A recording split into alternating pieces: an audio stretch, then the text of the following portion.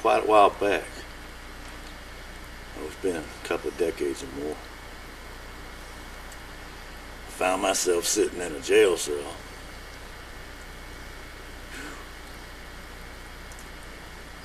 Somewhere in the local government court building there. It was that time of the morning when they bust a whole bunch of inmates from the jail to the local courthouse to meet the judge for the first time or for going to trials or what have you. There ain't much room on themselves. Kind of like a drunk tank of sorts. There's hardly enough room for the 25, 30 guys that were stuck in there.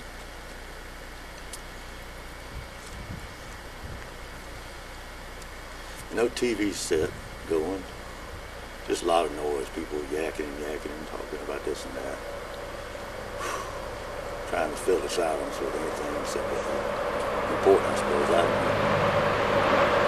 There was this young fellow in there. I don't reckon he could have been 18, 19 tops.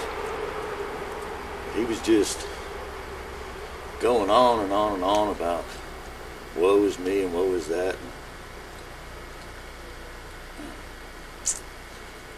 Screw this person and damn that and why me, oh, woe, just unloading. He was venting on this, with this older fellow there, and the old fellow, he ain't saying much of nothing. But the young fella's just going on, he's just casting, playing this and that. I'd seen this old fella around a few times and never much did hear him speaking, but this particular occasion, he looked at that young fella. He said, "Can I tell you a story?" I don't remember his exact words, but it's something like, well, Pop, what you want to tell me, Pops, that sort of thing, And of course, like I say, this fella didn't talk much.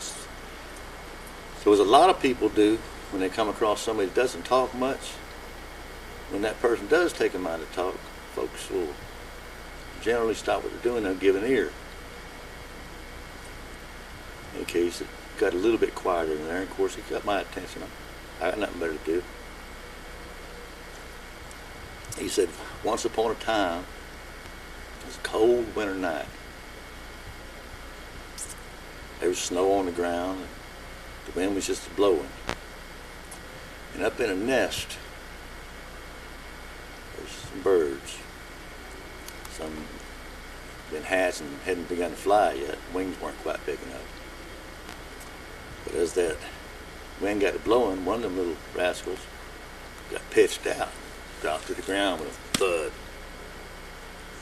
And of course, it's trying to flap its wings, and it can't move or anything, and it's just a chirp, peep, peep, peep, peep, peep, calling for mama, I suppose, just kicking up all kinds of racket. He was beginning to get real cold and everything, and what little wings he did have, they was frosting up on him and everything, and he's just beep, beep, beep, beep, just caterwauling. And out of nowhere, here come this cow. And this cow walked right up to him.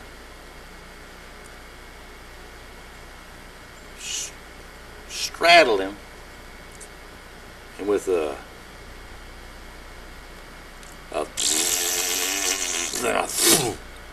dumped a big load of cow shit right on that bird.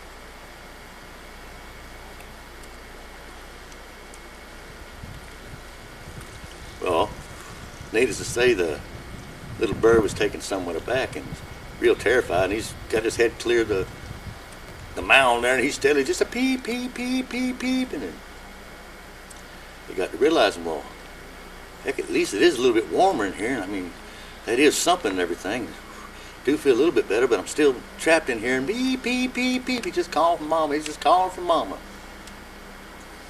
A few moments passed by, and you could hear the snow little crunches coming along.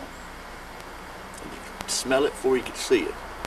Big old nasty wolf come nosing up there.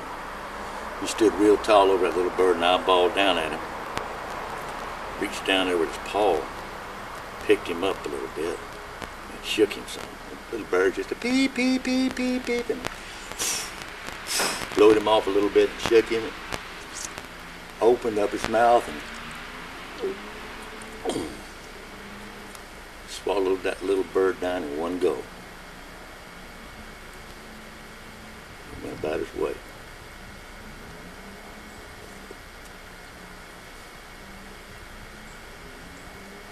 And the old man didn't talk.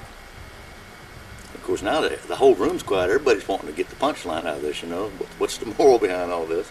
And of course, that little fella's like, and then what happened? The old man didn't say anything. He says, is there some kind of message, some kind of moral to the story? He said, well, it's a story that my grandpa told me. And I'm going to tell you what he told me. You think on that a while. It didn't take too many minutes there before the roar of the crowd got to going. Everybody's going about their business and everything. And of course, that one kind of perplexed me because it's got to be some kind of a message in all this. But the old man didn't say anything else. I suppose off and on over time it would come to me and I'd think on it some. In any case, a little time passed by and I'm back out there on the stroll again and things are good in life and everything, and I'm sitting around one particular time and I got to thinking about it, what that old man had said.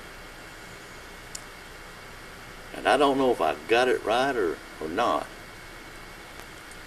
but it seemed to me with the cow shitting on the bird and all the peeping and the caterwauling that little bird was putting out and wolf coming up and eating him and such, and I got to thinking,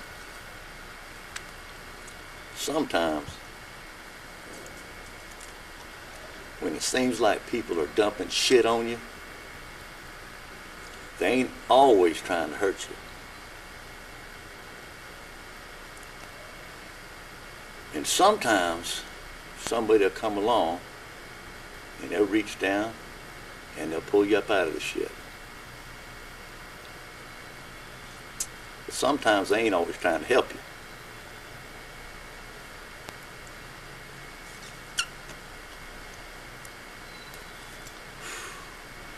And the biggest thing I got out of it is when you feel like you're in deep shit,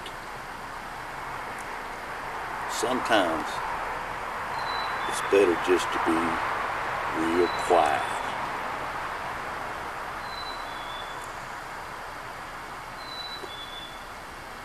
Take that for what it's worth.